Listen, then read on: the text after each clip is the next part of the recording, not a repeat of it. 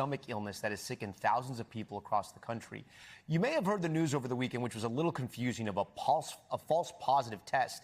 NBC's Ann Thompson joins us now to clear all of this up. And so what happened with that false positive, and where does that lettuce recall stand right now?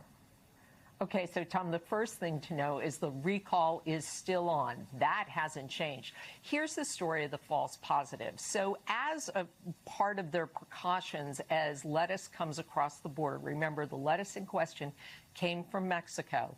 FDA officials tested a sample of lettuce that was not involved in the recall, but did come from Taylor Farms.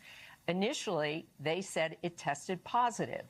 And because we have this cyclospora outbreak going on, they put it out there. Then on Sunday, they walked it back because they tested it again and realized they had gotten a false positive. That is what has caused all the confusion.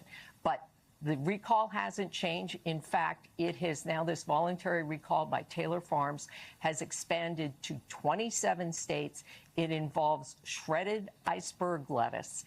And the advice is, if you have it, throw it out and don't eat it.